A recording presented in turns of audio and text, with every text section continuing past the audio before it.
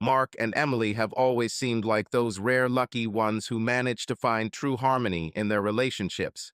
When they got married 7 years ago, wedding guests gushed, and their friends said it was a match made in heaven. It seemed that in the whole world, there was no couple more suitable for each other. Mark, a successful architect, and Emily, a talented marketer, lived in a cozy apartment in the city center filled with warmth and laughter. Their life pulsed with a rhythm of big projects, meetings with friends, weekend trips out of town, and of course, mutual support. 7 years of marriage left their soft mark on their characters and habits. Mark learned to listen more than to talk because Emily, a wife full of ideas and emotions, loved to share her thoughts and impressions about everything in the world. She noticed subtle details, whether it was a new coffee shop on the way to work or the unique design of a building they passed every day. Mark, as a professional architect, appreciated her powers of observation. He liked that he had someone next to him who was not afraid to speak up and notice the little things. From the outside world, they had an image of an ideal couple, and their friends talked about this without a hint of irony. Many looked at them with slight envy and dreamed of the same harmony. However, recently something has begun to change. Mark began to notice that Emily was acting unusually distant. At first, he thought it was because of a new project she was running at her marketing company. Emily sometimes stayed late in the office, but this did not seem critical. Things became much more alarming when she literally began not letting go of her smartphone. Mark tried to remember when exactly he had first noticed it, perhaps on a Sunday at breakfast together, when his wife, usually happily opening the newspaper or chatting about what they should buy at the grocery store, sat across from him, biting her lip, typing something furiously on the screen. Previously, she could forget her phone at home or in another room and not worry about it, but now, it seems, she did not part with it even while showering. Mark was not a jealous person. He always believed in honesty and openness in their relationship. For 7 years, they had no loud scandals, much less any painful suspicions of infidelity. He felt like he trusted Emily like he had never trusted anyone in his life. But what was happening could not help but worry. He felt the tension in his chest every time he noticed her hastily blocking the screen when she saw that Mark was nearby. Previously, on the contrary, she would happily show him funny correspondence with her friends or show him the latest news on social networks. Now she seemed to be hiding behind the thin rectangle of the device. Worst of all, Mark began to notice nervousness in her gaze. Every time he wanted to touch her phone just to move it away from the edge of the table, she reacted too sharply. "Be careful. I'll clean it myself, thank you." Mark, of course, tried not to attach too much importance to this, because any person has the right to personal space and correspondence. But these repeated gestures, the stiffness, the new habits of Emily indicated that something was going wrong. At first, he tried to explain to himself that his wife might have found a new hobby. She started following some kind of personal growth marathon or joined a discussion chat about work. But the very tone of her voice, her curt replies, and her quick change of subject whenever he mentioned how her day was going suggested that Emily didn't want to share details. She remained silent more and more often and looked as if she had 1,000 thoughts in her head that needed to be hidden. Mark decided not to invade this space unless absolutely necessary. He knew from experience that sometimes a period of closedness or emotional withdrawal can be associated with personal experiences. But this time, everything happened differently. In the evenings, they still had dinner together. True, now Emily rarely laughed at her husband's usual jokes, and after eating, she sought to retire to the office, explaining this by the need to finish reports. Mark, who had worked for the day in his architectural studio, felt tired not only physically, but also emotionally. He was worried about what he saw, but he restrained himself from asking direct questions. Sometimes he felt that all he had to do was ask, "Emily, are you okay? Is there anything I can do to help?" And she will answer that all problems are being solved, that there is simply too much stress at work. But even despite his questions, she silently nodded and said that everything was fine. One evening, Mark was sitting in the living room at his laptop, immersed in blueprints for a new apartment complex project. And then he heard Emily whispering loudly in the corridor, closing the kitchen door.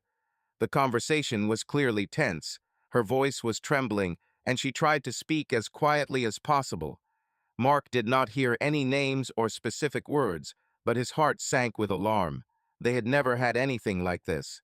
Emily rarely went into another room to hide from her husband while talking on the phone. Usually, she could talk calmly in front of him, talk about business with colleagues or a partner, if necessary. Here, there was a different intonation: guilty, excited. A few minutes later, she came out of the kitchen, looked closely at her husband, and asked if he would like anything from the grocery store, since she planned to quickly run outside for milk. Mark, noticing her dilated pupils and slightly reddened cheeks, realized that she did not want to go into explanations about who she was talking to and why she was behaving so strangely. He replied that they really needed milk, and then asked to buy more fresh vegetables for tomorrow's breakfast. Emily nodded and quickly left, still clutching the phone to her chest. This moment stuck in Mark's memory as a sign. Something is happening behind his back, about which he does not yet have the slightest idea. The next day at work, Mark had several important meetings, but even his immersion in architectural projects did not help him to be completely distracted. Thoughts about his wife's unusual behavior did not go away. Several times he tried to write her a message. "How are you? Everything is fine. I love you." But he washed it every time, for fear of seeming intrusive. Such anxieties were not a habit in their relationship. Previously, if something bothered one, they directly spoke about it to the other. However, the current situation reflected a new side of Emily that Mark had not known before. Meanwhile, Emily was really going through turbulent processes at work. Management tasked her department with expanding its client base, and now she was forced to participate in endless Zooms, plan a marketing strategy, and had almost no free time. However, it did not escape the team that Emily often looked distracted and sad, and that it was difficult for her to concentrate. Colleagues who were accustomed to her cheerfulness and creative approach now noticed that she seemed to be constantly somewhere far away in her internal dialogue. Her close office friend, Christina, even asked directly one day, what happened? You are not yourself."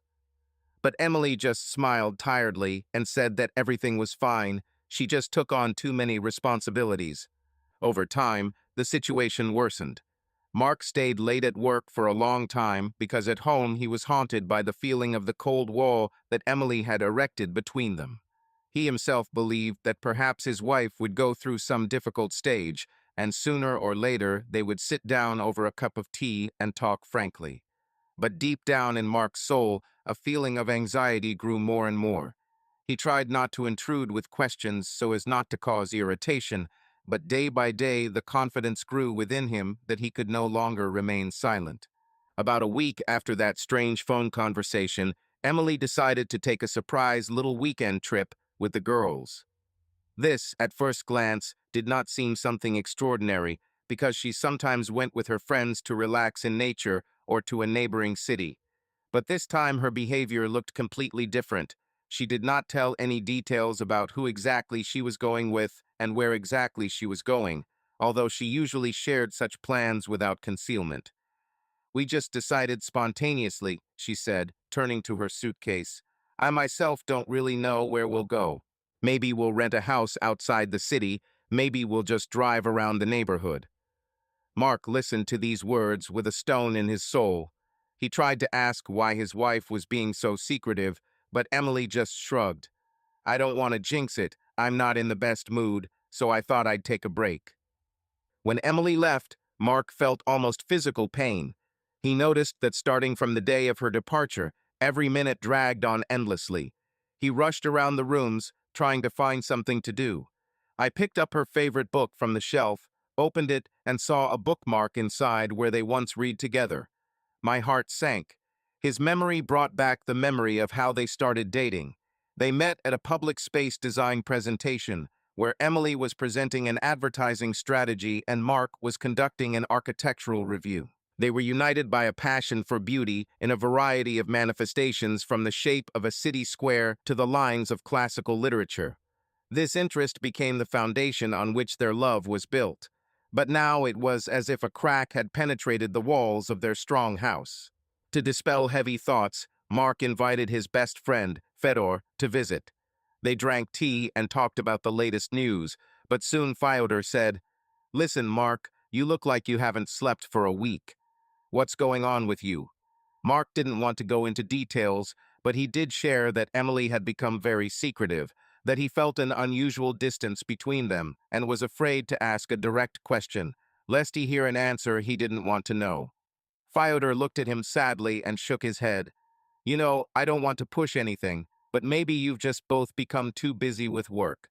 Or have you not invited her anywhere for a romantic evening for a long time? Sometimes women need more attention." Mark thought about it. Indeed, lately they had both been drowning in their worries. Maybe if he gives her a pleasant surprise, she will open up and tell her what's happening to her.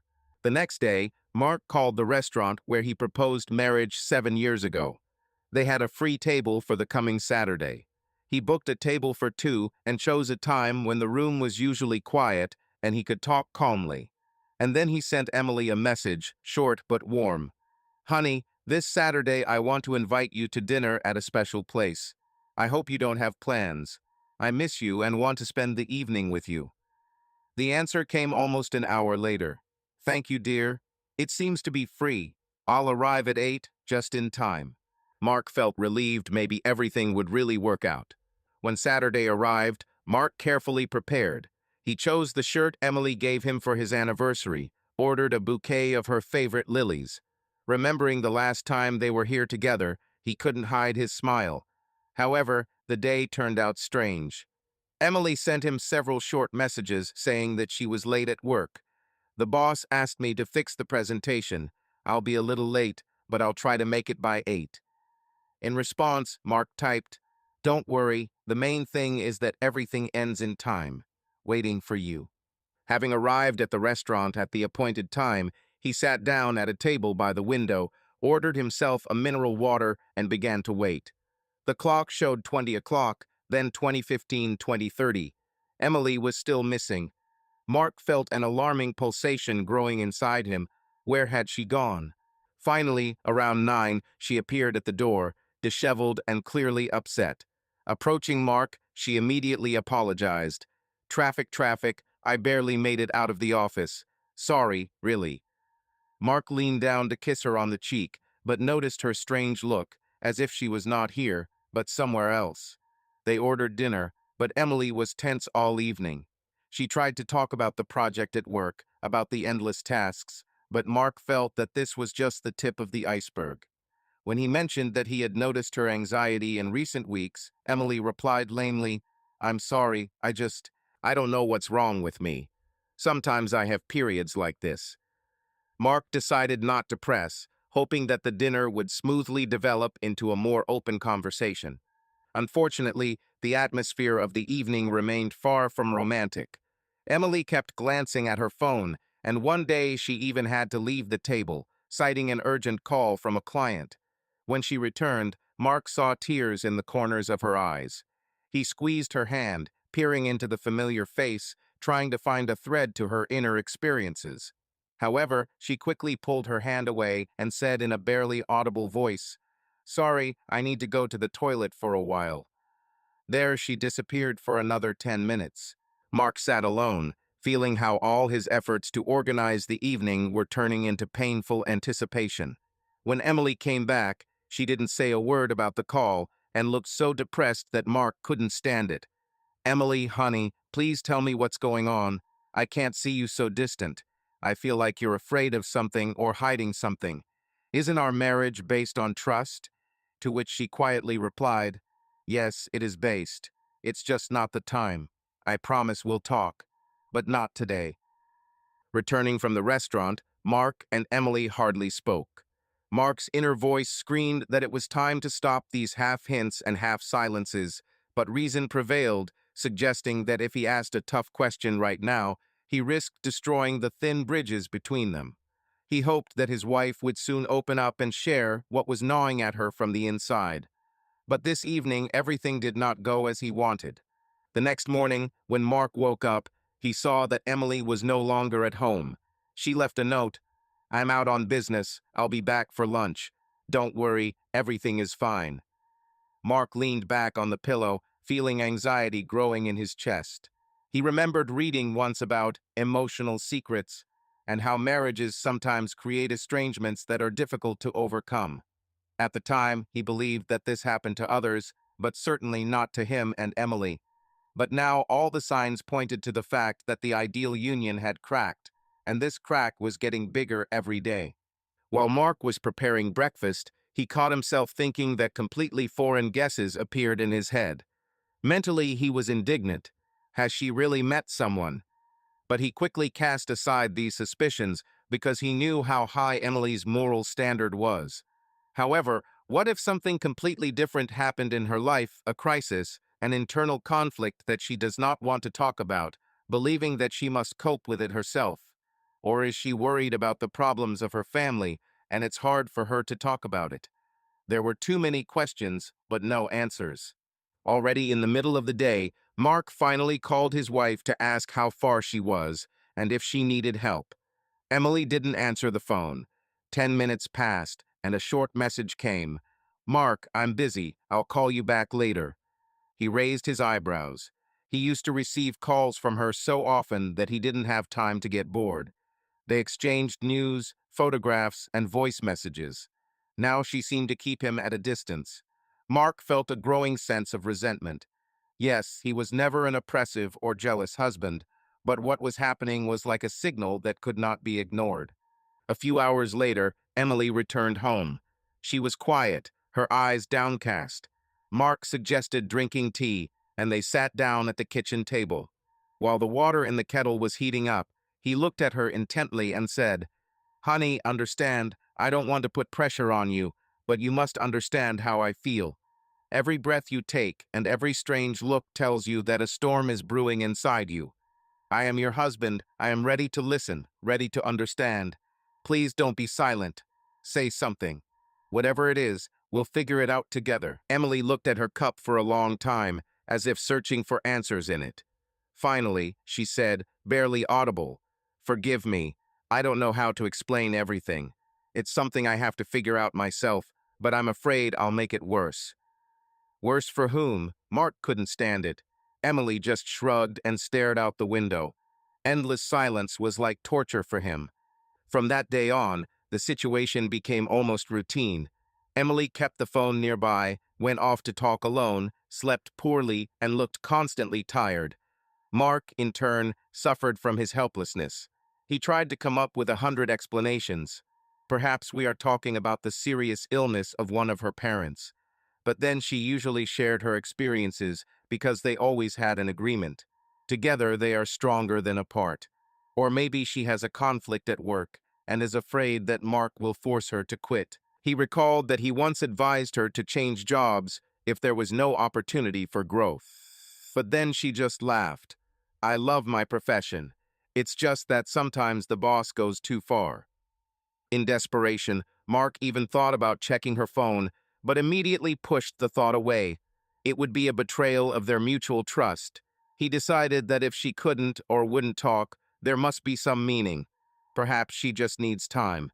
But time passed, and no clarity was added. The ideal image of their marriage, which previously seemed so strong and reliable, gradually began to collapse in Mark's mind. He felt that understatement was having a detrimental effect on his own condition. It was becoming increasingly difficult to concentrate on projects, and it was becoming increasingly difficult to smile at colleagues and even friends. One evening, when Emily received a call again and went out onto the balcony, Mark could not restrain himself and crept up to the slightly open door. He didn't hear the words, but there was such pain in his wife's voice that his heart sank. Then she said brokenly, "I don't know how to say this. I just can't."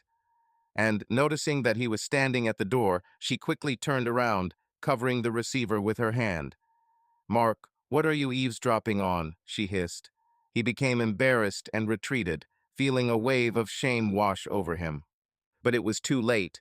It was as if a sparkling wire of mistrust was rushing between them, breaking in a short circuit. Anger and regret mixed inside Mark, and Emily quickly ended the conversation and disappeared into the bathroom. The next day, Mark sat down in his studio and began drawing a sketch of a new private house that a longtime client had ordered for him. He tried to create a space filled with light, lightness, and harmony. But at some point, I noticed that my hand was shaking, and my thoughts were returning to the night incident on the balcony. The pain of realizing that Emily was deliberately hiding something important from him was too great for creative inspiration to take over. He put down his pencil, sighed, and stared out the office window. Several more days passed in a similar vein. The relationship in the house resembled an unsteady truce. They talked about everyday trifles, what to buy, where to go, how to spend the weekend, but did not touch on the deep topic that was simmering between them. Sometimes it seemed to Mark that Emily was struggling herself, trying to find a way to admit something. He was ready to hear everything, even the worst, just to put an end to this uncertainty. However, the decisive conversation never came. Despite the nervous tension, their common life continued to flow.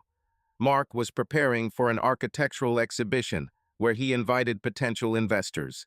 Emily went to the office in the morning and returned more and more tired and immersed in her experiences. She began to skip dinners with friends, citing overwork. Friends wrote to Mark, asking what happened, why Emily stopped showing up. He made excuses that she was going through a difficult period and had a lot of work. But in my heart, I understood. Her behavior could no longer be explained by stress alone.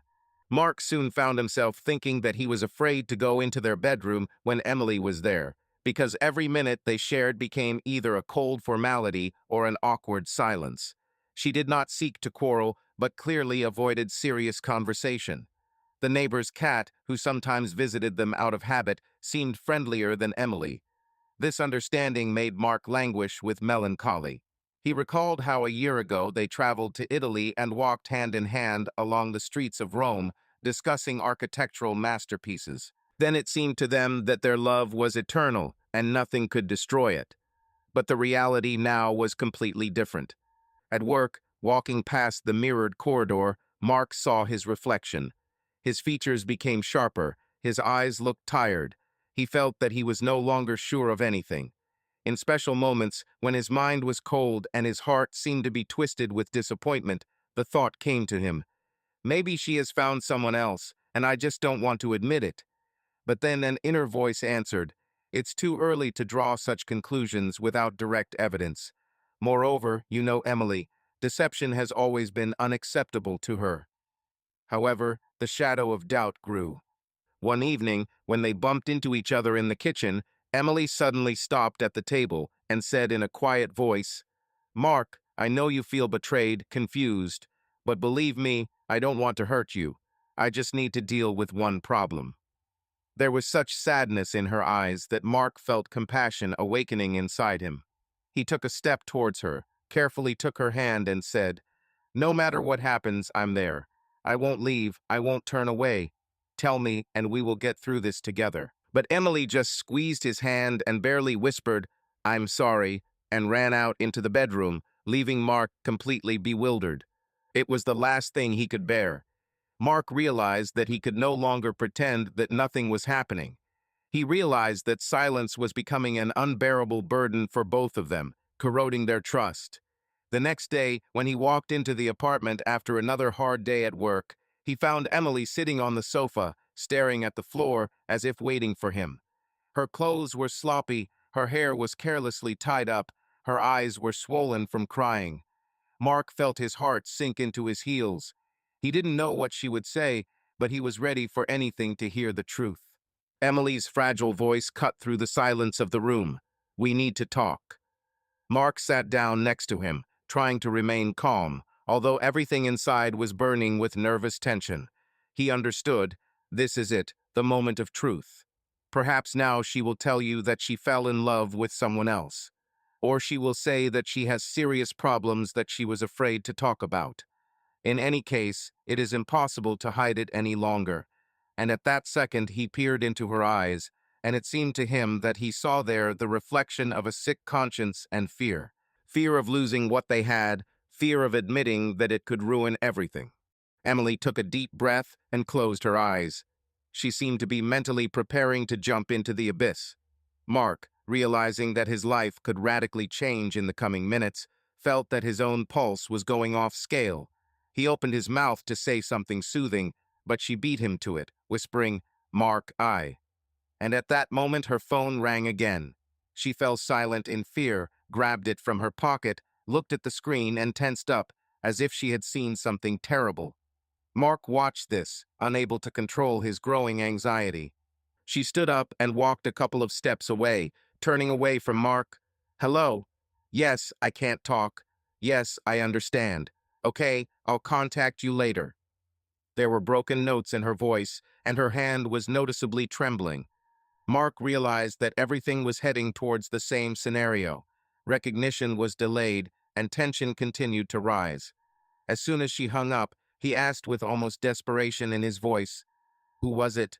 Emily, please, no more secrets. You said you wanted to talk." She took another shaky breath, and tears welled up in her eyes. She whispered, "just give me a little more time. I'm asking you." Mark sat in the dimly lit living room, his elbows on his knees and his hands clasping his temples. He listened to the sounds of the evening city outside the window, but suddenly realized that time seemed to have slowed down. Over the past few weeks, a tense silence had reigned between him and Emily, and all attempts to find out what was happening only ran into his wife's isolation and desperate tearfulness. But now something has changed. He saw it in her eyes when she entered the apartment and silently sat down opposite him on the sofa. "Mark," she said quietly, "we need to talk." He slowly raised his head and met her reddened eyes. Emily sat in front of him, the girl with whom he had once shared all the joys and sorrows, with whom he was sure that he would spend his life. But in recent weeks, it has become clear that their relationship will never be the same. And yet he could not completely believe that there could be betrayal in their ideal marriage. "I'm listening," Mark said, and his voice was firmer than he expected. Emily sighed, nervously tucked a strand of hair behind her ear, and, looking away, began to speak haltingly. "I know you've been feeling this for a long time. That something is wrong with me. I'm sorry I didn't tell you earlier that I was delaying. I was scared. I know this will sound terrible, but I have to confess." Mark felt his heart clench painfully in his chest. The mere thought that she must confess made him feel as if he was cold. The voice trembled. "Confess what, Emily?" She looked at him with eyes full of tears and squeezed out, "I cheated on you," and, as if she herself didn't believe the words spoken, she covered her mouth with her hand. "It happened once. I don't know how it happened. I was at a corporate party. I drank too much." A deep silence fell over the room. Mark felt as if he had lost the ability to breathe. He slowly stood up, took a couple of steps to the window, and stared out at the flickering lights of the street. Thoughts were racing at breakneck speed. She cheated. With who? When? Why? It was like a punch in the gut. He always believed that their trust was inviolable, that something like this was simply impossible in their family. But here it is, reality. Emily admits that she was with another man. With whom? He finally asked without turning around. "With Trevor. Trevor from my department. You don't know him. He recently came to us." Emily pronounced the words with difficulty. "It happened once, I swear. I was terribly drunk then. It didn't even happen again. After everything, I realized that I had made a terrible mistake." Mark sank heavily back into the chair and covered his face with his hands. Trevor is some kind of alien name, sounding in his home, in his world. A young colleague, charismatic, able to light up a crowd.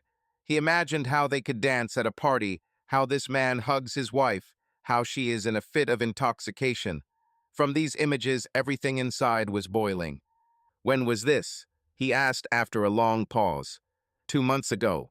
There was a corporate party on the roof of a business center. I already said that I drank too much, and Trevor. He refilled my cocktails. When everyone began to leave, he offered to give me a ride home. We went into the office to pick up my bag. And it happened there. I myself don't understand how I let it happen."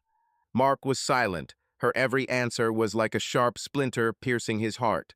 The heart did not want to admit that this was reality and not a nightmare. He didn't look at her, but he heard her breathing convulsively and saw her occasionally wiping tears from her face with the sleeve of her sweater. And after that, what? Mark asked, trying to pull himself together. Did you continue to communicate? Are you having an affair? No, no. Emily raised her eyes full of despair to him. There was no romance. Immediately after I came to my senses, I realized that it was all a mistake. I told him that we should forget about what happened. But I felt guilt, shame. I didn't know how to look into your eyes. Trevor seemed to take this as some kind of adventure. He began to write to me, flirt with me, and hint that he liked me. I blocked his number and asked him to stay away from me. After that, a nightmare began. He wrote from different numbers, blackmailing me with messages that he would tell my boss or you about everything. I I was afraid that you would not find out about everything from me. Mark understood that he should remain calm, but a hurricane of conflicting feelings grew inside him: anger, resentment, disappointment, pain. He asked quietly, "So, because of this, you haven't found a place for yourself in recent weeks? Did you hide your phone and go into another room to talk?" "Yes," Emily nodded. "I was afraid that he would write or call. I myself didn't know how to explain everything. I wasn't going to get sucked into this crazy whirlpool. But as soon as he started writing again, I had to react somehow, to persuade him to leave me alone. I thought that if I kept silent, everything would work out, but it only got worse. But I couldn't confess to you because I couldn't bring myself to tell you this monstrous truth. I love you, Mark. You are the best person in my life. I was in such despair. All these nights I did not sleep because I realized that I had betrayed you. But I didn't want to lose you." Emily buried her face in her hands and burst into tears. Her shoulders shook slightly. Mark sat opposite, amazed by the scope of the picture that opened to him. On the one hand, he felt deceived. He didn't know if he would ever be able to forgive the betrayal. On the other hand, he saw Emily suffering and understood. She made a mistake, not intentionally, but under the influence of alcohol and perhaps her inner vulnerability. "Are you sure it was really a one-time accident?" he asked in a calmer tone, although bitterness remained in his voice. "Yes," she breathed. "I swear, I regret this more than anything in the world. If I could turn back time, I would never have gone to this party. I'm sorry, Mark, I beg you." The last words came out barely audible through a muffled sob. Mark stood up and walked to the window, trying to collect his thoughts. Thousands of lights lit up during the night, and he felt himself in the center of a black, bottomless void. "I'm sorry," he repeated bitterly, almost turning to himself.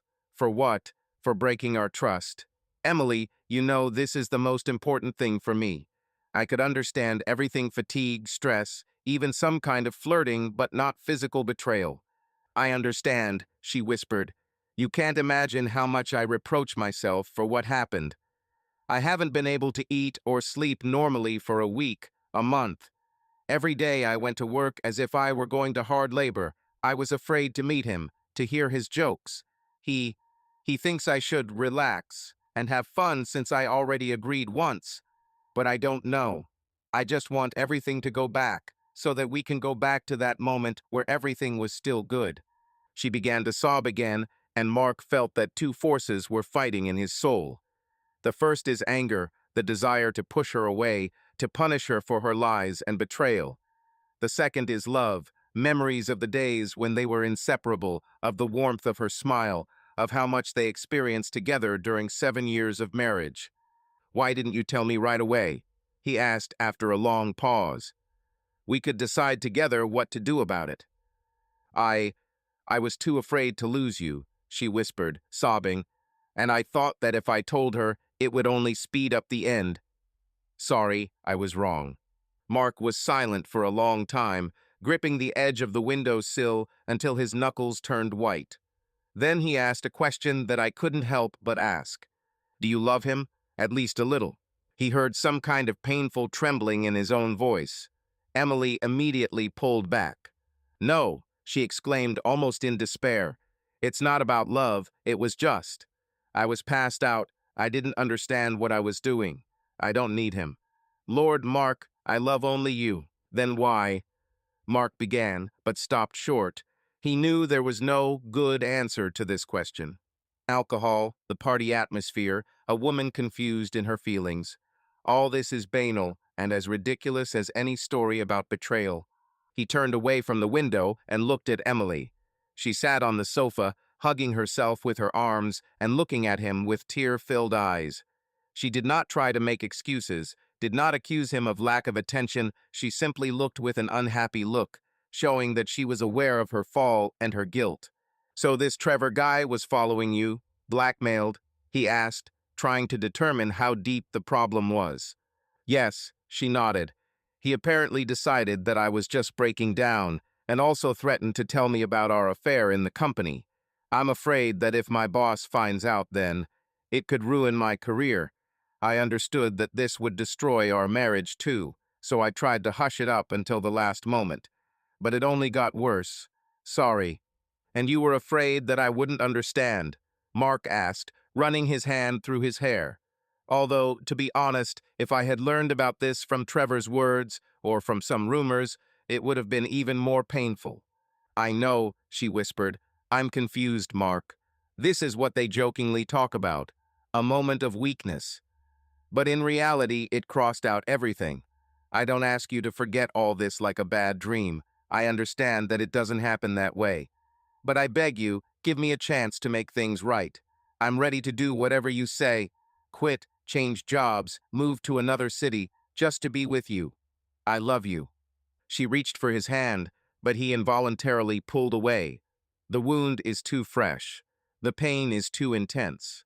You can't just take it and forgive it right away," he said, feeling his voice begin to tremble. "I need time to understand what to do next. Forgive, or please don't push me away," she sobbed. "Yes, it's my fault. I acted meanly, but I don't want to lose you." Mark walked around the room, trying to breathe more evenly. Past happy moments surfaced in his memory. Their wedding, honeymoon, traveling together, gifts, sudden romantic dinners. And now everything is in the balance because of one act. But one betrayal can destroy many years of trust, which they sought with such love. "You know," he finally said, "the worst thing for me now is the feeling that I don't know how to live on. Would I want to live with you, together under the same roof, when every memory of us will be mixed with the fact that you spent that night with? This Trevor, Mark.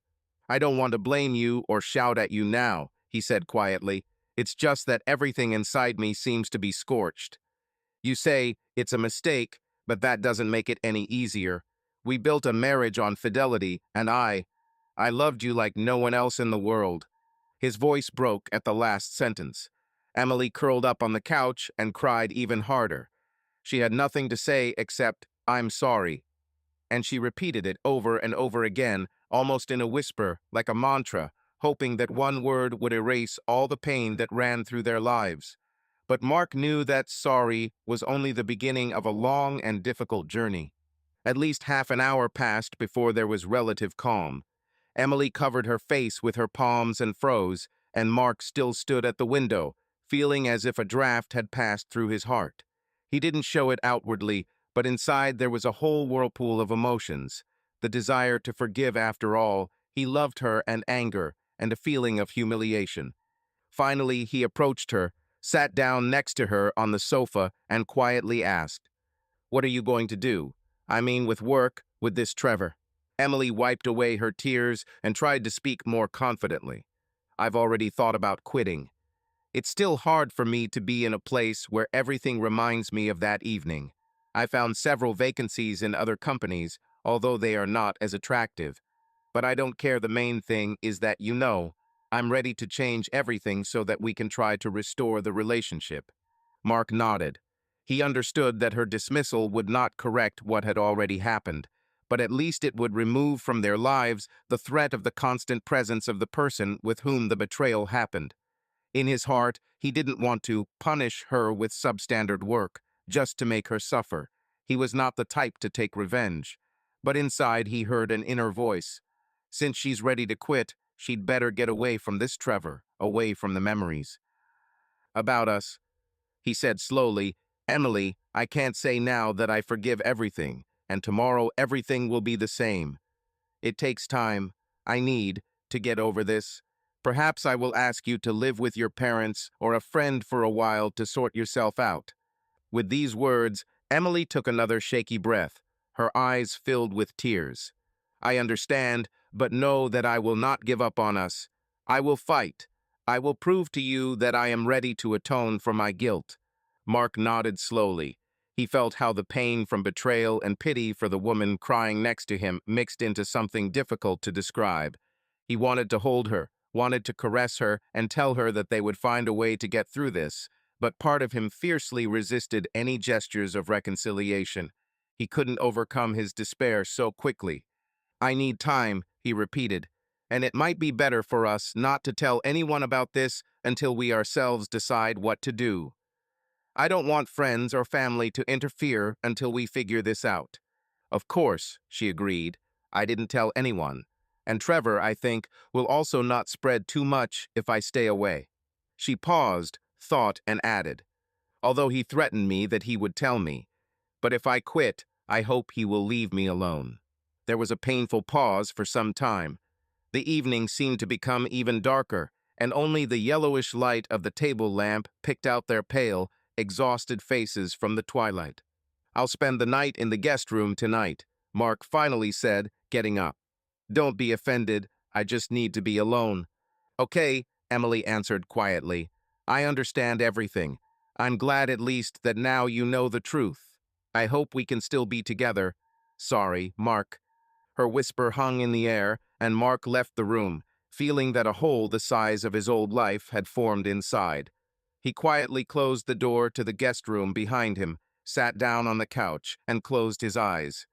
Moments of their past happiness played before him, like stills from a film, then her tears, her confession, and the name of a man whom he did not know, but who for one evening became closer to Emily than her own husband. A month has passed since Emily admitted her cheating. The words that she said then still rang in Mark's ears. "It was a mistake. I was drunk. I don't love him. I love you." He had already tried more than once to mentally sort the situation into pieces and understand what to do. His first reaction was to leave, slam the door, and never come back. But he could not bring himself to take this decisive step. Their 7 years of married life, their common past, plans for the future, all this did not let him go. He decided to stay and try to overcome the pain, despite the bitter realization that the trust between them had cracked. Nevertheless, life in their apartment now seemed stretched to the limit. They talked to each other, but only about everyday matters. Both tried not to mention the event itself, but unspoken feelings hung in the air, as if filling the rooms with invisible electricity. When Emily tried to approach him, hug him, put her head on his shoulder, Mark involuntarily tensed, and then took a step to the side as if the very fact of the touch burned him. He could not forget that someone else had touched his wife, and these images haunted him day and night. They didn't have sex. Since the truth came out, Mark has not found the strength to lie next to his wife in the same bed and feel the same tenderness that used to be a natural part of their lives. At night, he looked at the ceiling and wondered whether a person was able to erase the fact of betrayal from his memory. Deep down, he still loved Emily after all. Feelings do not disappear overnight. But as soon as she tried to touch him, terrible images appeared before his eyes. Someone else's hands on her body, someone else's lips. This made him shrink into a ball and, sighing heavily, turn to the wall. Emily, feeling his withdrawal, cried quietly into her pillow. So night after night passed. After the confession, Emily felt a terrible relief because she no longer kept this painful secret. But she soon realized that recognition was only the beginning of the journey. She decided to quit her job, leave the company where Trevor worked. Management was surprised by her resignation after all. She was one of the promising marketers in the department. They tried to persuade her to stay, but Emily firmly said that, for personal reasons, she was forced to leave her position. She did not reveal the details. She simply packed her things, wrote a statement, and waved to her colleagues, trying not to reveal her inner feelings. She admitted to her closest friend, Christina, that there were difficulties in the family, and she needed a change of scenery. She expressed support, although she was shocked by such drastic measures. "Emily, you loved your job. I'm sure the problem is not just with the new employee, right? But Emily just shrugged her shoulders silently. It was unbearable for her to remember the evening at the corporate party and her own stupidity, which cost her her husband's love. She thought that by leaving the company, at least she would get rid of the fear of meeting Trevor there. Now she wanted only one thing: to regain Mark's favor at any cost, to prove to him that he was more important to her than anything in the world. Emily tried to act kindly and caringly. She prepared Mark's favorite dishes, asked questions about his work, asked if he wanted to look at old photographs together or a movie that they both once adored. But every attempt at rapprochement was broken by a cold, "I'm tired," or "let's do it another time." Mark didn't yell at her or openly reproach her, but he didn't want to get closer either. Gradually, he began to stay late at his architectural firm under the pretext that he had a lot of projects and responsibilities. Colleagues in the office noticed that he looked broken. His eyes were red-veined, his face was drawn. However, outwardly Mark tried to hold on. He communicated with customers, drew drawings, and met with investors. No one had any idea that a storm was raging inside him, except, perhaps, his best friend Fedor. He carefully started the conversation a couple of times. "Listen, Mark, what's going on? You're somehow not yourself, but we haven't seen each other for 100 years." Mark just threw up his hands and said, "Yes, just a lot of work and lack of sleep."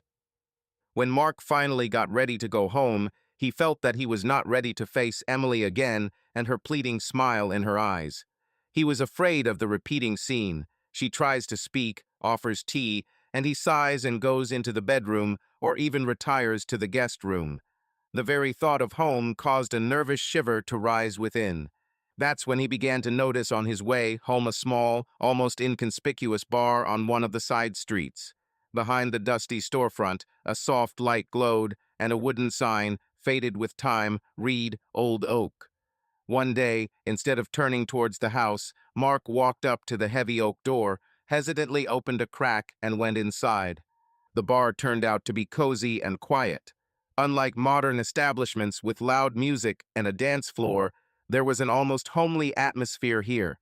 Soft light from lamps, several tables with lamps, neatly arranged bottles behind the counter.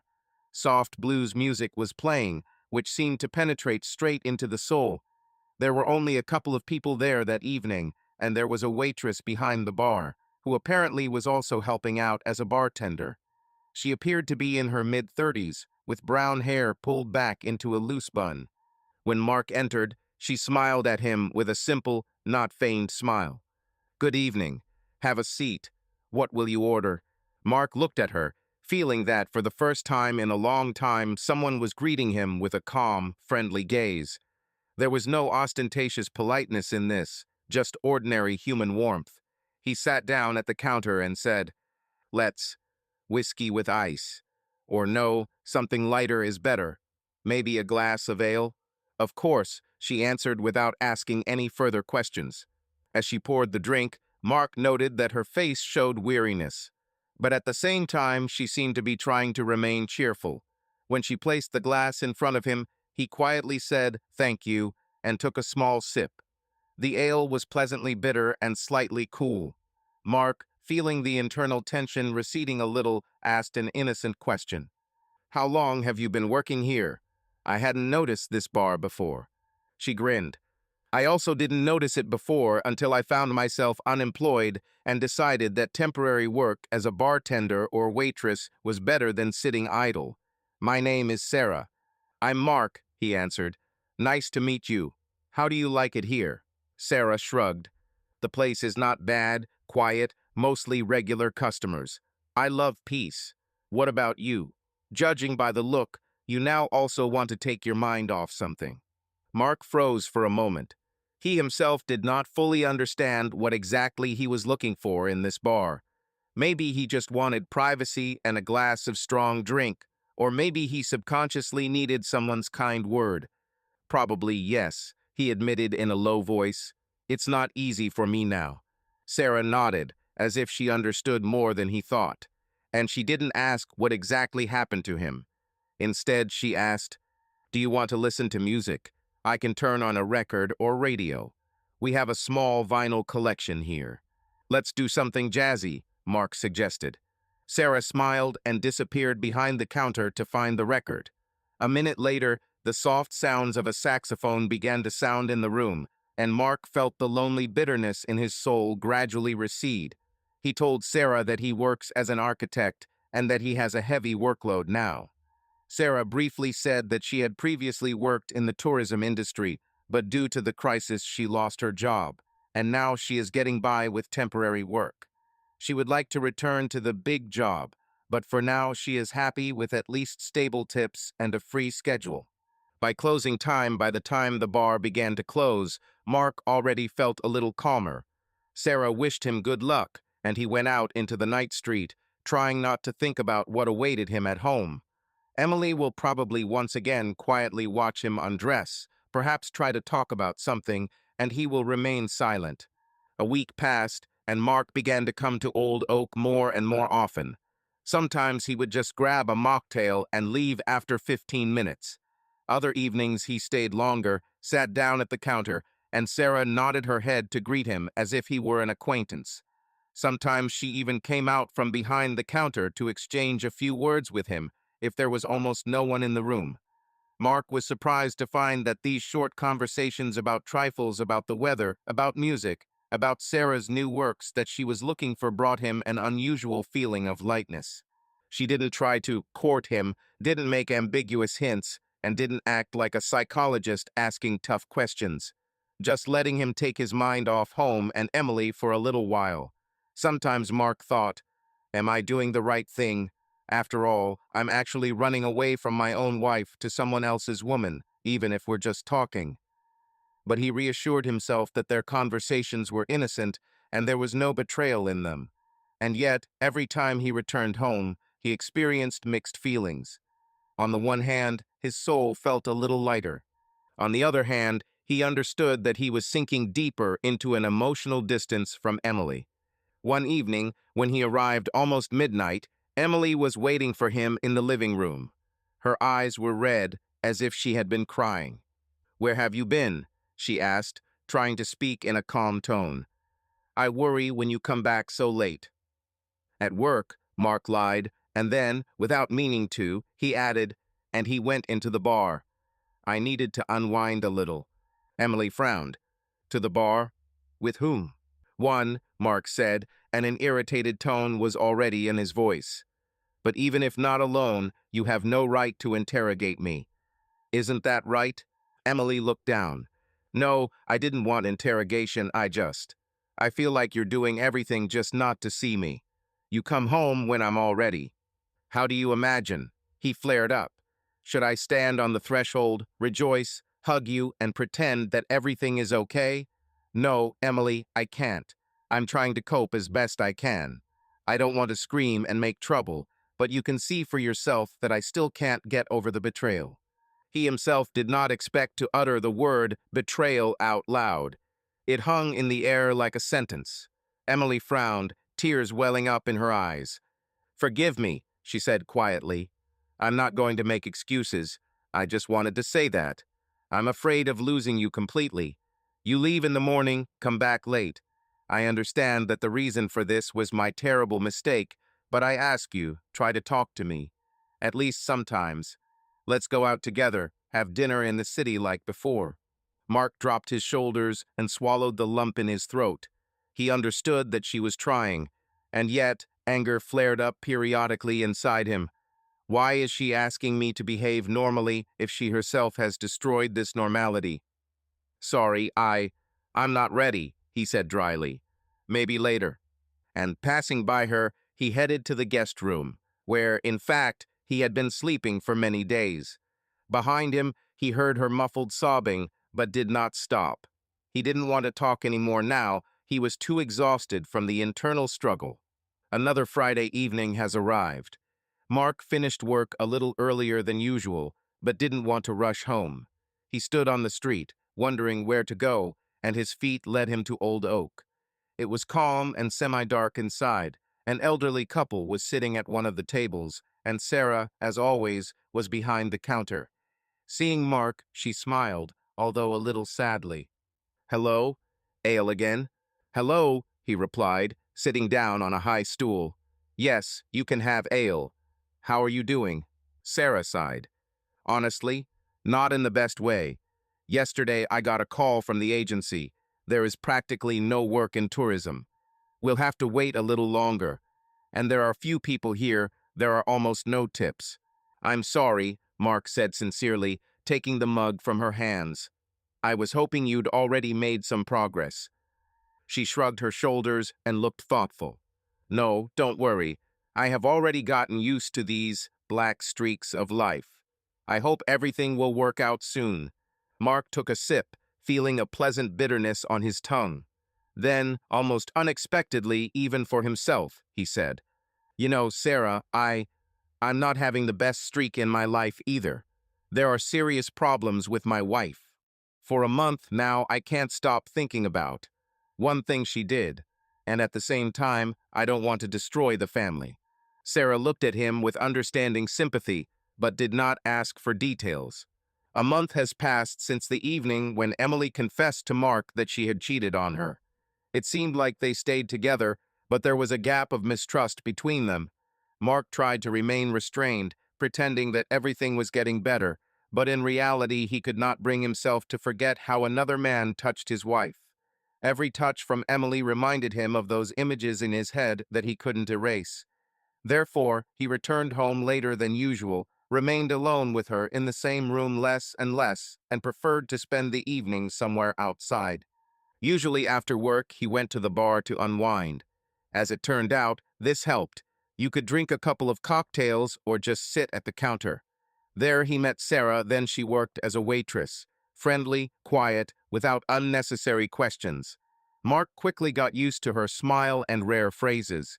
She never imposed herself, but knew how to create a calm atmosphere around herself, in which the torment of jealousy for Emily and the pain of betrayal receded for a while. However, recently Sarah suddenly disappeared. One evening another girl, obviously new, took her place. Mark, feeling uneasy, asked the bartender if Sarah had gone on vacation. He replied that she was forced to quit. She said something about problems with the owner of the apartment and debts, and they paid her pennies here. Mark didn't see Sarah for a couple of days, until one day he ran into her literally on the threshold of the bar. She was coming in to pick up some last-minute things. She looked tired and upset. "Hello," she said quietly. "Hello, Sarah. Where have you gone?" Sarah sighed, lowering her eyes. "I was fired, or rather, they presented me with a fact. Staff reduction. The new owners of the bar were not satisfied with my conditions. And I have enough problems myself. I owe rent on the house, but I couldn't find a new job so quickly." "Sorry for asking," Mark said sincerely. "Maybe I can help with something." She smiled automatically, but there was a hint of despair in her eyes. "Thank you, of course, but I doubt that your company needs a former waitress." Sarah's words struck a chord with Mark. He knew that his architectural company occasionally had vacancies. For example, someone was needed at the reception to greet clients and answer calls. The work is generally not difficult, but requires accuracy and politeness. Sarah was friendly. She knew how to get along with people. Why not? He carefully suggested. "You see, we just had some space in our office. We need a person who would meet visitors at the reception and help with documents. I think I could recommend you." Sarah frowned in surprise. "Are you serious?" "Mark, I don't have experience in office work. I'm afraid I won't be able to handle it." "It doesn't require deep knowledge of architecture," he reassured her. "It is important to be friendly, carefully maintain a database of calls and record meetings. You already worked with clients in a bar, but this is a different area. If you want, let's try it." Sarah hesitated and then nodded as if clutching at a straw. "I would be very grateful. There is no longer enough money even for the next payment for the apartment." Mark smiled briefly. "Then go ahead. I will forward your details to the head of the Customer Relations Department." 2 weeks later, Sarah was already settled in at the architectural company, sitting at the reception desk, taking calls, scheduling meetings. Seeing her in business attire instead of her usual jeans and t-shirt, Mark felt involuntarily proud that he had helped her get out of the quagmire. Sarah quickly got used to it and carried out instructions without any questions. The management turned out to be pleased the team valued calmness, and she was just tactful and friendly. When Mark casually stopped by her table, they exchanged a few words. At some point, he noticed that Sarah was smiling again with the same warmth as she had once in the bar, and an unusual feeling arose inside him. He wanted to stay longer, ask how she was doing, even if this went beyond the scope of formal businesslike behavior. Sarah also felt her sympathy for Mark growing. He seemed to her a noble, sensitive man, even if withdrawn and wounded from the inside. She didn't ask why he avoided talking about his wife, why he was wary. She only guessed that not everything was all right in his family. Mark's work days went on as usual. Meetings, sketches of projects, discussions with clients. But now he increasingly found himself looking forward to those brief moments when he could walk up to the reception desk and say hello to Sarah. It wasn't that he was specifically looking for excuses, but he was drawn to this unobtrusive, friendly girl, next to whom he didn't have to suffer from nightmares about betrayal. One day, towards the end of the working day, when the employees began to leave, Mark lingered in the office, completing urgent edits to the drawings. Suddenly, Sarah appeared at the entrance. "Sorry for interrupting," she said embarrassedly, entering the office. "I just wanted to say that according to the schedule, I have to close the reception today. Check the documentation. Here. And one more thing, I wanted to thank you." "For what?" Mark asked, looking up from the monitor. Sarah came closer, looking down. "For saving me from debt. If it weren't for this job, I would have lost my apartment a long time ago. And," she smiled confusedly, "I've already managed to earn some extra money at a bar, but there are also meetings and drinking guests. But here I feel stability. This is very important to me." Mark felt warmth spreading through his chest, hearing her gratitude. He was about to say something like, "Don't," when suddenly she leaned towards him and quietly whispered, "I feel so good next to you, Mark." The next second, her lips touched his. The kiss was soft, timid, but stunning. Mark seemed numb for a few moments. A fire of desire flared up in him, which he had not experienced in a relationship with Emily for a long time. The same fire immediately gave rise to anxiety and fear. Is it possible? I'm still Emily's husband, despite all the pain. Sarah felt that he was not answering and pulled back, embarrassed to the point of tears. "I'm sorry," she breathed, pressing her hands to her chest. "I don't know what came over me. Probably shouldn't have." Mark was breathing heavily, a whirlwind of feelings raging in his head. He felt that he wanted her for the first time with a strange woman he had no disgust or moral block. "But then I remembered how I myself experienced the betrayal of my wife." Clenching his fists, he said quietly, "You are very dear to me, Sarah, but I can't." "You have a wife," she nodded bitterly. "Sorry. I'm not going to judge you," Mark whispered, rising from the table. "It's just, I'm now in a situation where every mistake can destroy everything. I already, I don't know what to do. I..." He hesitated, not finding the right words to explain how painful this struggle was for him. To remain faithful to a marriage in which so much pain had accumulated, or to succumb to a new, alluring sympathy. Sarah closed her eyes, brushing away a tear. "Understand, and yet, forgive me, please. I won't do that again. It's just that sometimes it seems to me that there is something between us. But if it hurts you, then I'll stop." Mark hesitated for a few seconds, then nodded hesitantly. "It's better to pretend that this didn't happen. I really like you, but my story with my wife is too complicated." "I can't," he repeated, as if convincing himself. Sarah remained silent, only sadly looking away. Then she quietly turned around, walked out the door, and left him alone with a heavy heart. When Mark returned home, Emily noticed that he was more self-absorbed than usual. She asked, "Are you late again? Did something happen?" "No," he answered briefly, trying to hide the trembling in his voice. In fact, a real storm was breaking in his soul. He couldn't get Sarah's soft lips, her eyes full of understanding and feeling out of his head. What if she is the one with whom he can feel happy again? Or maybe this is just a momentary outbreak that needs to be smothered so as not to deepen the wounds.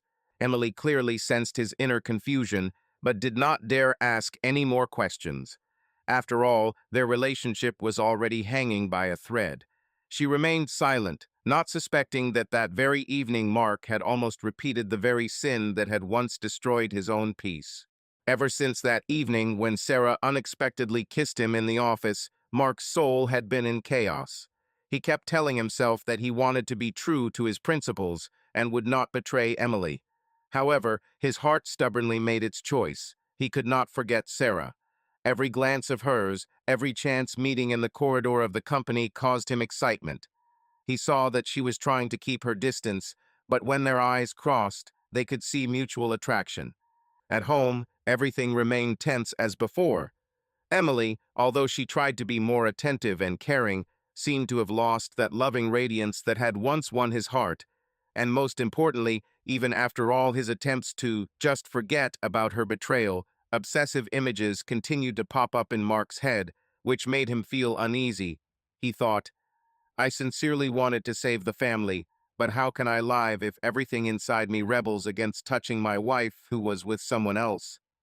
At some point, Mark realized he was falling in love with Sarah, and at the same time he feels a sense of betrayal towards Emily, although it was she who betrayed his trust in the first place.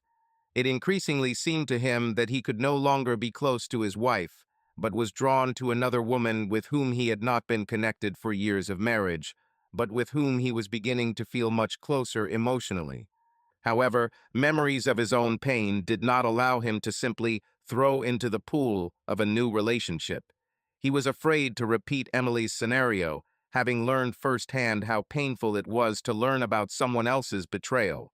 And even though he no longer felt the former passion for his wife, he was not going to deceive her or hide his second affair. Mark said to himself, if I decide to be with Sarah, it will only be after I put an end to my current marriage. I don't want to play behind my back.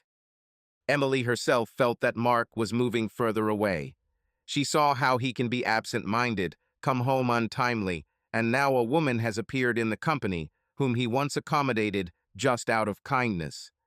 Although Mark did not tell what happened between them, women's intuition whispered to Emily that things were headed for disaster. She literally followed him around the house, trying to establish at least some contact. Mark, let's have dinner together. Let's invite friends. Let's take a break, she suggested one morning. He shook his head. I don't want to see people, and I don't think we're in the mood to celebrate right now. Sorry. Then maybe go to the cinema. Like before, remember, we went every Friday, she asked with a trembling voice. But Mark responded evasively to any proposal. Not now, or I'm busy. Emily realized that their relationship was rapidly falling apart, and the more she tried to regain their former intimacy, the colder he became.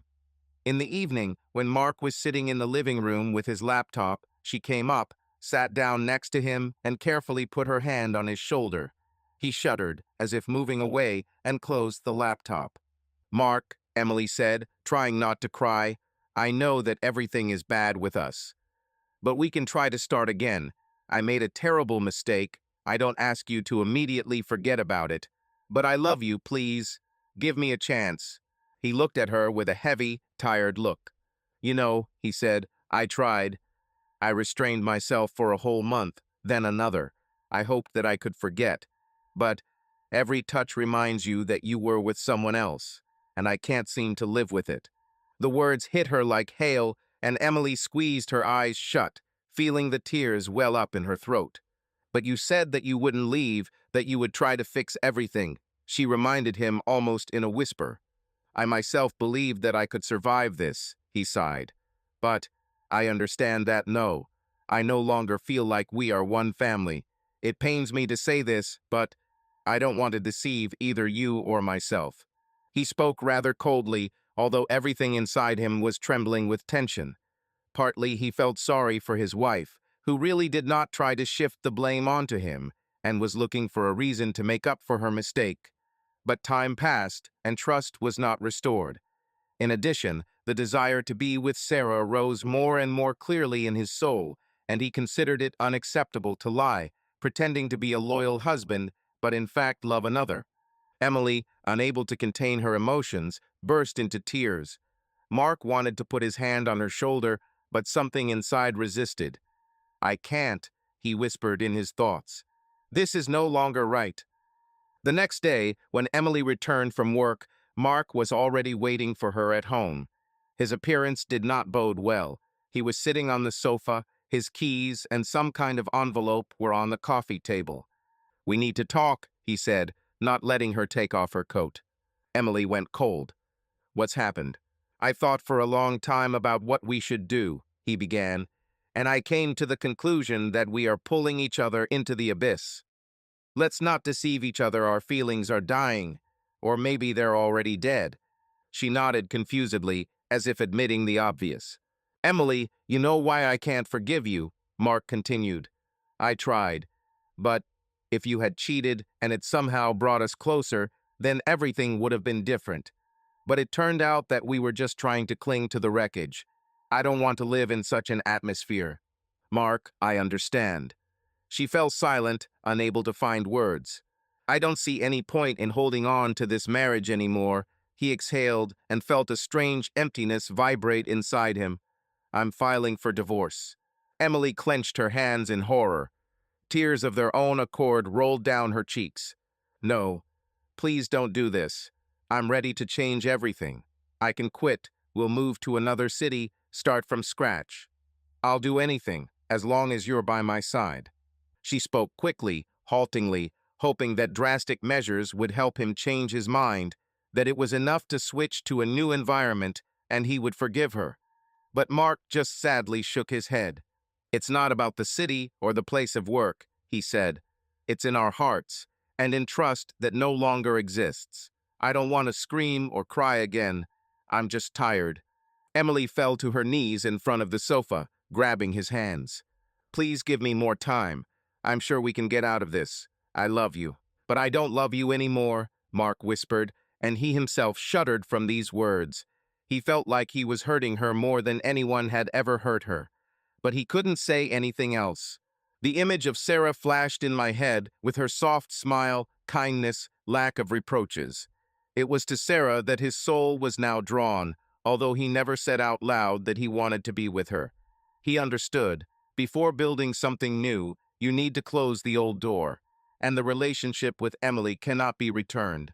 Emily covered her face with her hands in tears. Mark felt a prick of conscience, but knew that he could no longer live in self-deception. He stood up, helped her up, and then said, "I'm officially filing for divorce. For starters, maybe one of us should move. I'm looking for an option to rent an apartment for a while." "No," Emily whispered hoarsely, "don't go. It will be better that way. I'm not going to kick you out. The apartment is shared, but I will live separately. I think you yourself understand that the two of us have nothing to do here," he said, trying to stay calm, but inside he was shaking from nervous tension. She tried to object, but could no longer find the strength. She realized with bitterness that with her own hands she had destroyed what they had been building for 7 years, and it seems that no amount of persuasion or tears will help. Mark went to the closet, pulled out a travel bag, and began silently collecting the essentials. Emily sat in the living room, holding her head in her hands. Despair and pain filled her, but she could not say anything that would change his decision. Half an hour later, he came out of the bedroom, holding a bag in his hands. He stopped at the threshold and looked at her. Their gazes met. There were tears in Emily's eyes and heavy sadness in Mark's. "I didn't want it to end like this," he said. "Forgive me for not being able to forgive." "No, it's my fault." She tried to object, but he just shook his head. "Don't look for the guilty. We have both reached a point where we can no longer return to the same feelings. One way or another, I will take care of you, help you financially if necessary. But as a man and a woman, we can no longer be together." "I love you," Emily said, swallowing back tears. "And I am grateful to you for 7 years," was all he answered. He walked out the door, quietly closing it. The next few days passed in tension for Mark. He rented a small one-room apartment on the other side of the city. Fortunately, his finances allowed. I spent my days in the office, trying to immerse myself in work as much as possible, but thoughts of a breakup constantly popped up in my head. Colleagues did not know anything, and he did not share news about his personal life, preferring to remain silent. And Sarah, when they met in the corridor, at first she smiled at him embarrassedly, seeing that he was exhausted and gloomy. She didn't understand what had happened, but she guessed something serious. A week after he left home, Sarah saw Mark in the office cafeteria and quietly asked, "You look very depressed. Sorry if it's none of my business, but is everything okay?" He hesitated, sighed, and, smoothing his hair, answered, "No, not all. I filed for divorce. I left home." Sarah's face reflected a whole range of emotions: surprise, pity, some kind of quiet sympathy. She said quietly, "Sorry, I didn't know. And I don't think it's because of me." "No, not because of you," he replied. "A gap has formed between me and Emily after her. Action. I tried to save my family, but I couldn't." "I understand," she nodded. "You must be in a lot of pain right now." "Yes," he said honestly, "but there is also relief in me. I'm tired of living a lie, pretending that everything will be fine." Sarah reached out to his hand, but stopped in time, afraid to touch the wounds. However, her eyes showed a readiness to support, and Mark felt that he wanted more, not just moral support. But at the same time, I remembered how I once reproached Emily for having an affair. "I'll do everything honestly," he thought. "First, I'll officially divorce, only then will I allow myself a new relationship, so as not to be like Emily." It was late evening when most of the employees had left and only a few people remained in the office. Mark, having completed his urgent tasks, walked along the empty corridor to the elevator. I accidentally saw that the light at the reception was still on. He looked in and noticed Sarah removing papers from her work area. "Isn't it time for you to go home?"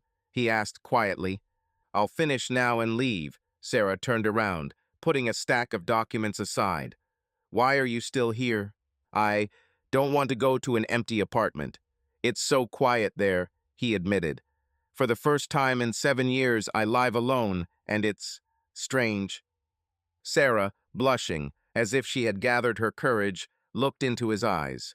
"If I can help with anything, listen." He came closer. I saw excitement and unusual tenderness in her gaze. The feeling in his chest came to life with renewed vigor, the same one that he had recently stubbornly suppressed. Previously, he convinced himself that he had no right to new feelings, because formally he remained married.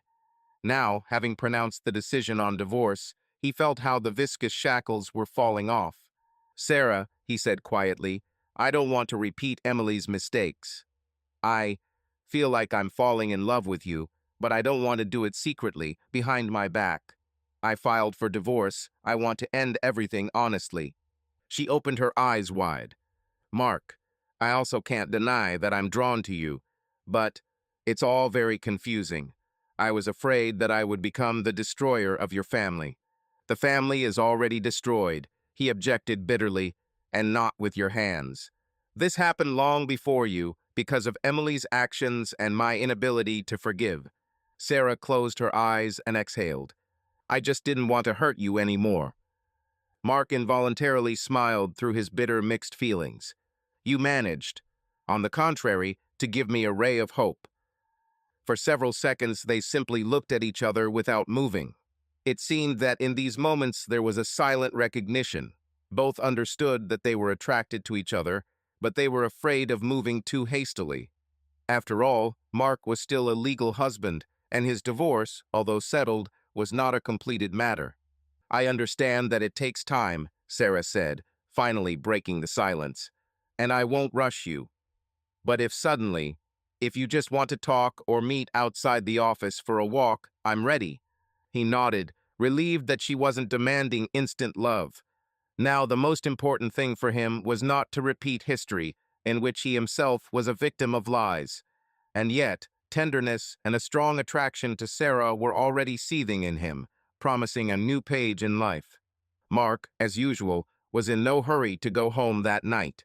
He understood that he could no longer return to Emily. Her tears and pleas could not melt his heart, burned by betrayal, and Sarah embodied the warmth and sincerity that he had been missing all last month. Mark didn't want to be a bad person. He didn't want to repeat the path his wife took a secret affair on the side. That's why I decided on the final decision: file for divorce, leave, and then start all over again. In the coming days, they had to settle formalities, discuss the division of property, banking issues. Emily agreed, albeit with tears in her eyes, because she understood that it was useless to fight further. Mark internally felt regret, because after all, they had happy years. They went through a lot hand in hand. But he could not overcome the anger and disgust at what she had done, and also could not deny that his heart had long been with someone else. From now on, the future was uncertain for him, but at the same time he felt a strange lightness. It was as if, by admitting that he was unable to forgive and wanting to complete this stage, he had finally freed himself from the constant internal struggle. And even though there was a lot of trouble ahead, deep down Mark already knew. Now his life would take a different path. Will he be able to find true happiness with Sarah? Time will show. In the meantime, he made the main decision: to remain honest, not to play a double game, but to directly tell Emily that it was all over, that he had not forgiven, had not forgotten, and would not be able to live as before. And of course, he did not want to become the same traitor that he saw her in his eyes. These thoughts, although sad, gave him a powerful impetus for change. This means that the marriage, which seemed ideal a year ago, has now come to an end. And looking into the future, Mark hoped for only one thing: not to repeat the mistakes of others and not to lose the sincerity of feelings that began to arise in his heart with the appearance of Sarah. Mark woke up in a cold sweat. For the third day in a row, he could not contact Sarah. The phone number she provided at the office remained disconnected. All attempts to write messages to her ended in nothing. They were not delivered, and Sarah's page on the social network seemed to freeze. At first, Mark thought that she was sick or took a short vacation, but for several days no one at work knew where she had disappeared to. The anxiety in Mark's soul was growing. He lay awake at night, replaying in his head everything that could happen. After all, just recently he finally decided to divorce Emily and was seriously thinking about his future with Sarah. She became a source of warmth and understanding for him after all the drama, and suddenly she disappeared without warning. Maybe she decided to avoid me. He tried to find a logical explanation. But this did not fit into the picture. They had no conflicts. On the contrary, the last time they talked cautiously about being together as soon as Mark settled the divorce issues. When there was no news for several days, he realized that the matter was serious. He began calling their few mutual acquaintances, asking if Sarah had left somewhere suddenly, but no one had the information. On the fourth day, Mark came to the local police station and reported the loss. "I'm afraid for the safety of my friend," he told the officer at the counter. "She disappeared. The phone is not available. This doesn't look like her at all."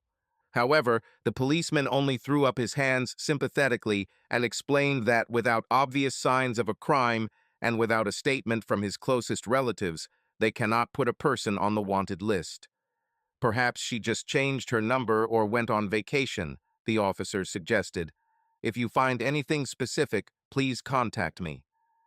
Mark walked out of there, gripping the steering wheel of his car so tightly that his knuckles turned white. Snatches of phrases that Sarah sometimes uttered when she talked about leaving the past city surfaced in her memory. "I ran to hide." Then she did not go into details, and he did not insist. Now it seemed to him that this was the answer. Perhaps someone from her past had found Sarah again. Another week passed, and Mark could no longer sit idly by. No one at work knew where Sarah was. She stopped communicating and didn't withdraw a penny from her bank account. He decided to act on his own. First of all, I went to the house where Sarah was renting. I found the address I needed and went up to the floor, but the door was locked and obviously empty. Neighbors said that the tenant suddenly packed her things and moved out at night, No one saw exactly the moment of her departure. The landlady whom Mark contacted was annoyed. She left behind the rent, didn't warn me, just left. I don't know where to look for her now. Returning to the car, Mark felt everything inside getting colder. Sarah disappeared without a trace, and what frightened him most was the thought that she was forced to leave. Out of the corner of his ear, he remembered how she said that there was a certain former partner in her past from whom she fled. Mark didn't know the details, but he guessed this could be an extremely dangerous person.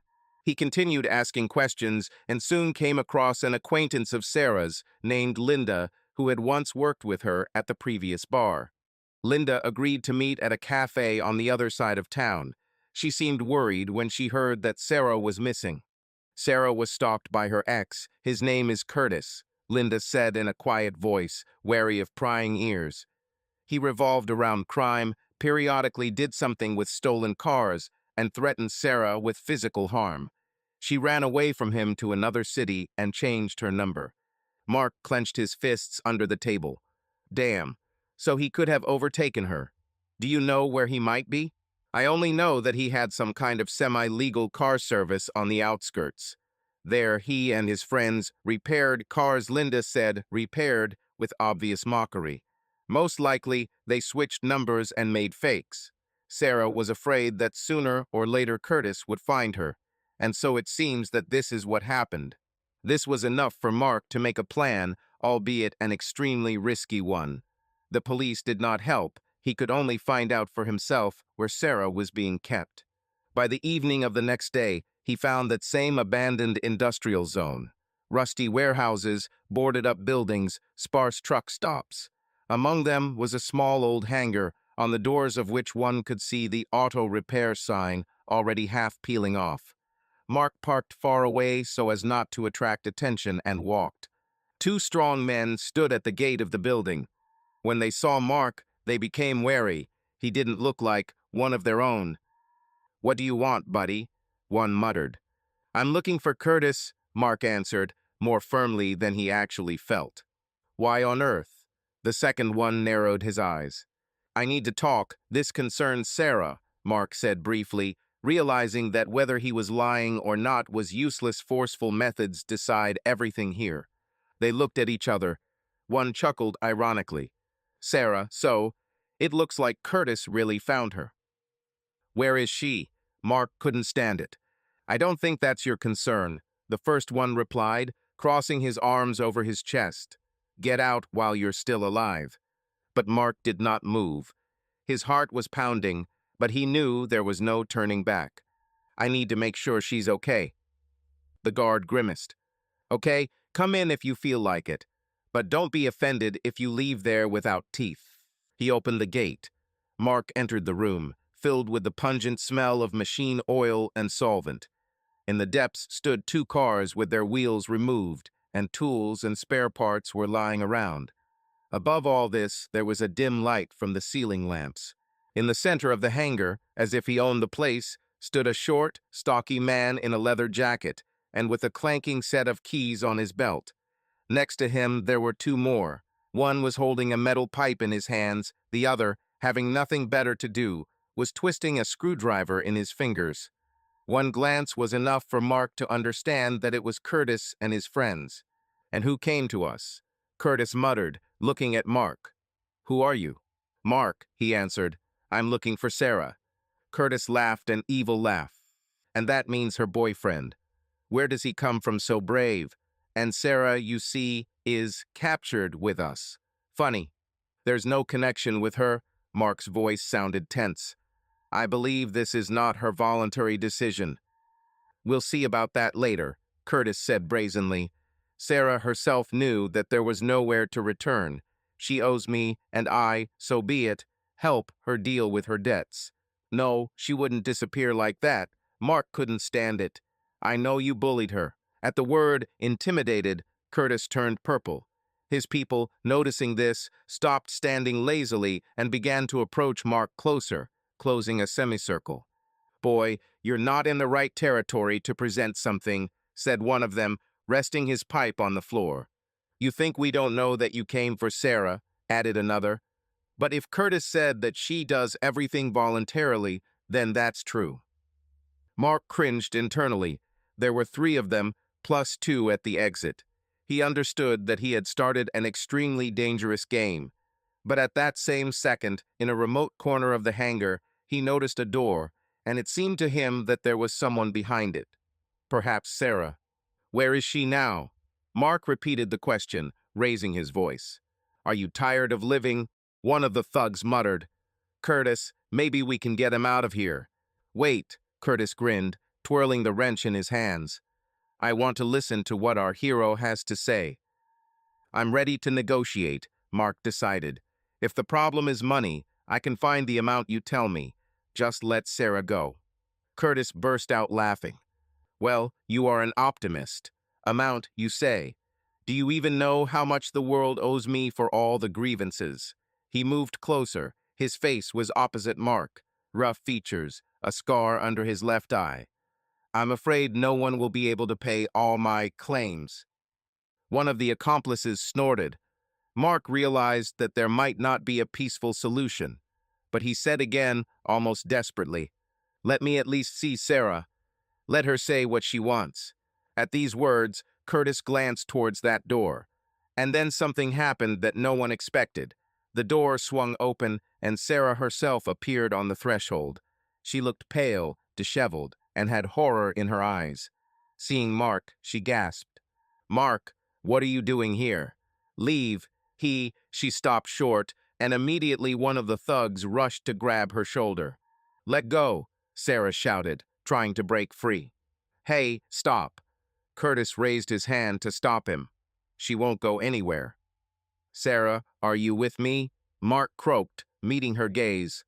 I've been looking for you for a week now, I thought that. She looked at him with despair and hope at the same time. But Curtis stepped between them. Listen, buddy, you got it all wrong. Sarah, my girlfriend, came back on her own and begged me to forgive her. Isn't that right, beauty? He turned to Sarah, smiling an evil grin. No, she whispered, shuddering with fear. I never wanted to go back. Curtis's accomplices, as if on command, moved towards Mark. He tried to jump away, but one of them easily punched him in the jaw, the other swung a pipe. Mark, staggering from the blow, felt blood flowing from his lip. He grabbed a nearby wrench from a workbench, but only managed to lightly whack his attacker's arm before being restrained.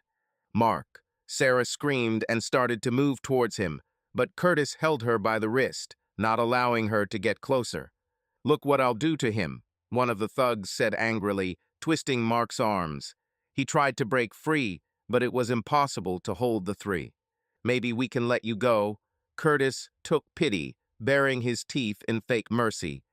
Or let him watch as I take Sarah and throw him out like a dog.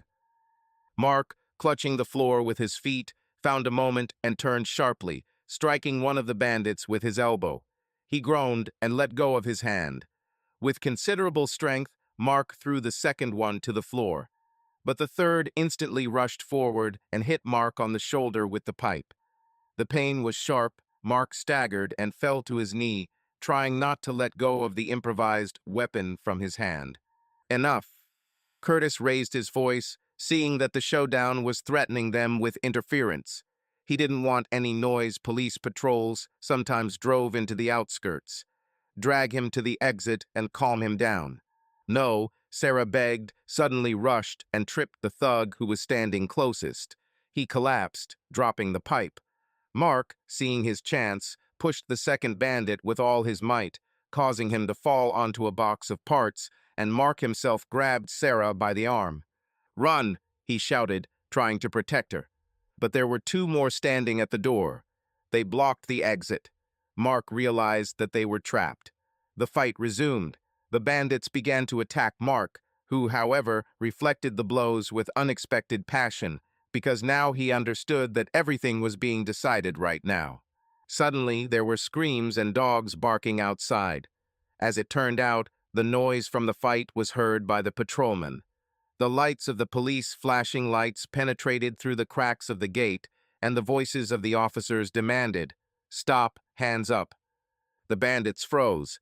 Curtis, gritting his teeth, realized that it was time to run away if he didn't want to meet with the cops. He angrily pushed Sarah away, took off, and ran to the back exit. His two accomplices are behind him. Mark, staggering from pain, picked up Sarah. "Are you a body?" She nodded, although her whole body was trembling. I couldn't speak because of the shock.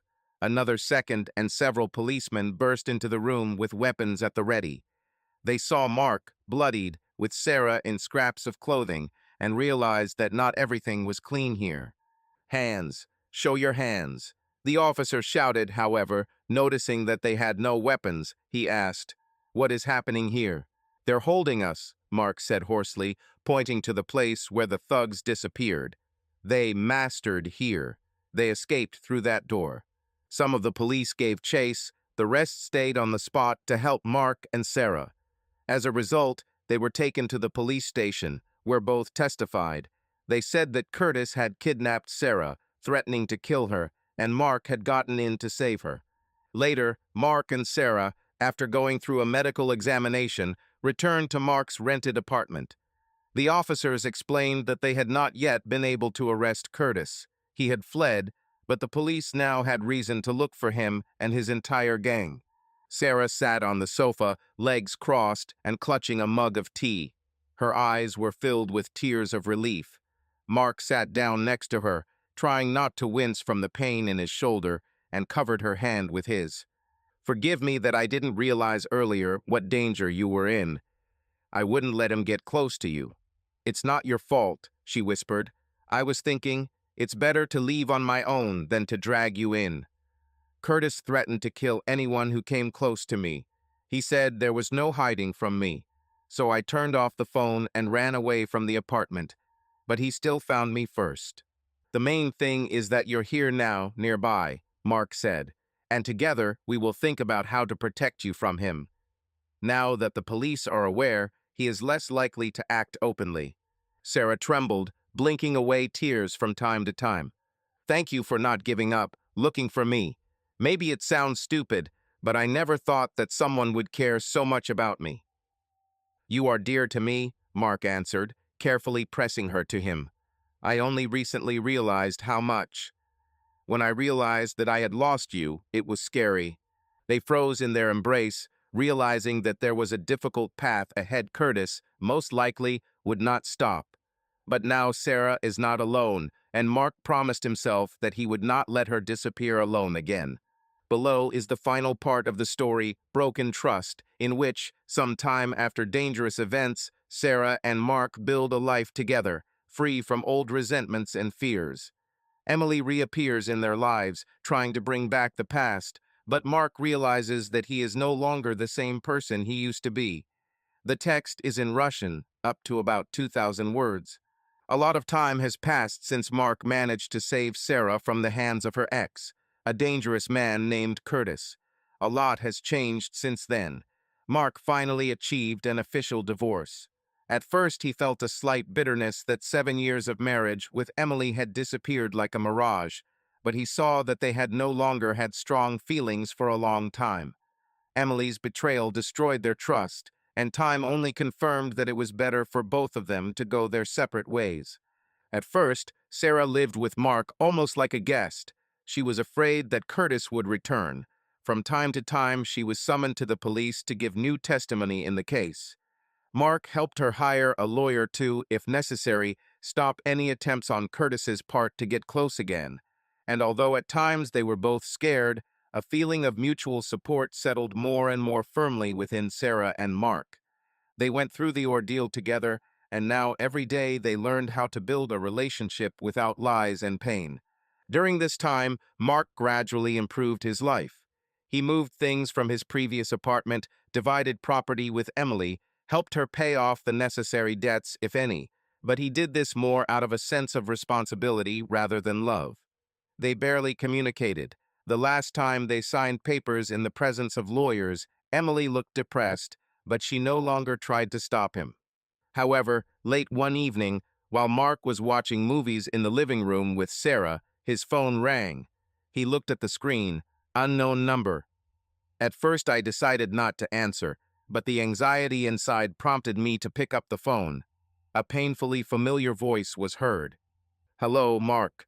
This is Emily." He went into the kitchen so that Sarah would not hear every sound and asked quietly, "Why are you calling?" "I need to talk. It's urgent. Everything related to our divorce proceedings is completed," he said in an even tone. "What else is there to talk about? Please, Mark, give me at least 10 minutes." Mark, after hesitating, nevertheless agreed to meet. He felt that in his soul he no longer had the same emotions, neither anger nor insane melancholy. He wasn't afraid to talk to her, he just didn't see the point. And yet, memories of 7 years of marriage told him, give her a chance to say what she wants. The next day, they agreed to meet in a small cafe not far from the office district where they previously worked. Mark arrived on time and sat down at a table by the window. Emily soon came in, clutching her bag with both hands. She looked confused and more modest than usual. She was wearing a simple dress. Her hair was pulled back into a messy bun. Mark only noted that over this year, she seemed to have matured and become more haggard. "Thank you for coming," she said quietly, sitting down opposite him. "Talk," he answered briefly. Emily lowered her eyes. I, I just wanted." She sighed, plucking up her courage. "I know I made a terrible mistake. I cheated on you and ruined everything. But I have feelings. I miss. I understand that it's probably late, but I can't get everything we built out of my head." Mark listened to her without interrupting, trying to understand himself. Previously, the words about love spoken by Emily would have excited him. Either anger or hope would have flared up in him that everything could be returned. But now he felt only calm. "Emily," he said finally, "I don't want to be rude, but it's really over. We are not the same people we were 7 years ago. I didn't regret getting divorced. I'm not going to start all over again." Emily's eyes moistened. "Don't you really want to go back to the past?" He shook his head. "No, I have found a new life, and frankly, I'm happy. Your betrayal then showed that our ideal marriage was just a shell. Sorry, but I'm not trying to sound arrogant. I just don't feel the way I once did for you anymore." Emily was silent for a few seconds, and then said quietly, "Understand. You know, I'm so sorry that I didn't take care of what we had. Now I understand that we have lost each other. Do you already have someone?" "Yes," Mark answered firmly, without going into details. "And I don't want to deceive. Feelings for Sarah are already a reality that I am not going to deny." Emily nodded, looking away. Perhaps she was expecting a surge of emotion, or, on the contrary, a furious reproach. But Mark spoke calmly, and this made it harder for her. She could only bitterly realize that the bridges had been burned, and he was moving on. They sipped coffee for a couple of minutes, exchanging meaningless phrases about business. Finally, Emily stood up herself, realizing that the conversation had reached a dead end. "Good luck to you," she said, forcing out a weak smile. "And you," Mark answered briefly. Sarah happily welcomed Mark home, noticing from his face that the meeting had gone smoothly. She didn't ask for details. She knew the conversation with his ex-wife would probably mean something to him. But Mark himself briefly said, "She wanted to bring us back," he said, taking off his coat. "But I'm not the same anymore. And you know, it doesn't hurt me. I just feel like I'm moving on." Sarah hugged him, pressing her cheek to his chest. "I'm glad you found peace. I understand what happened, and I don't want to pry into your past. The main thing is that we are together." Thus began their common new stage. Sarah, having recovered from the stress and threats of Curtis, found a job in a specialty that she had always liked. She became an assistant manager in a small travel company. Mark developed his own architectural business. Periodically, the police still involved them in the case against Curtis looking for evidence, but rumors that the gang had finally been caught appeared only in fits and starts. One way or another, Sarah no longer lived in constant fear. She changed phone numbers and addresses, but now she had a defender, Mark, and the law enforcement agencies themselves were more attentive to her case. In everyday life, their worries were surprisingly simple and pleasant. Dinners together, going to the cinema, rare trips out of town. It was a life in which every day was not poisoned by suspicion or jealousy. Mark still sometimes felt a pang when he remembered Emily, not because he was bored, but rather because he realized how easily a relationship could fail without trust and honesty.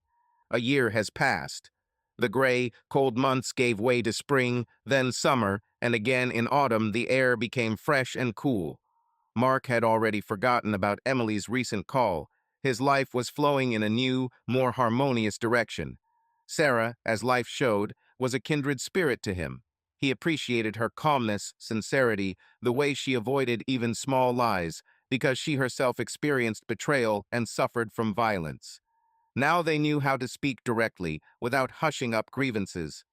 One Saturday evening, Mark arranged a little surprise for Sarah. He booked a table at a cozy restaurant on the lake shore, where they had long wanted to go. She, of course, guessed that Mark wanted to do something special, although she did not understand what exactly. He brought her to the lake at sunset. The water, reflecting orange reflections, glistened under the light ripples of the wind. They took a table by the panoramic window and ordered drinks. Sarah looked at Mark with tenderness, trying to guess what was going on in his soul. When it was time for dessert, he pushed the plate away and suddenly took out a small box from his inside pocket. Sarah caught her breath. This could not be confused with anything. Mark said quietly but clearly, "Sarah, from the very minute I found you when you disappeared until today, I realized that I couldn't live without you. I thought that after all the betrayal in the past, I would never risk tying myself with official ties, but—" He looked up at Sarah. She sat without taking her eyes off, her palms trembling slightly with excitement. "But I'm not the same person I was before," Mark continued. "I'm ready for a new life in which we build a family together without lies, without omissions and fear. Do you agree to become my wife?" For a couple of moments, the world seemed to freeze, and then tears appeared in Sarah's eyes. However, these were tears of happiness, not grief. She nodded with a smile, trying not to cry. "Yes, of course, yes. I want this with all my heart." Mark opened the box and took out a simple but very elegant ring. He took her hand and put the ring on her finger. Everything around seemed to light up. The sunset was blazing in the windows of the restaurant, reflected in the surface of the lake. A couple of customers at nearby tables guessed what had happened and began to applaud. Sarah laughed and cried at the same time, and Mark felt a slight tremor of delight inside, realizing that at that moment he had chosen a new destiny. After dinner, they went ashore to breathe in the cool air and watch the sun set below the horizon. Sarah pressed herself close to him. "You know, if they told me a year ago that I would be standing here with a ring on my finger after everything that happened to me, I wouldn't have believed it. But you changed my life, Mark." "And you changed mine," he answered tenderly. "I was once sure that after Emily's betrayal, I would hardly be able to open up to anyone again. But life has shown that we can learn to trust again if we want."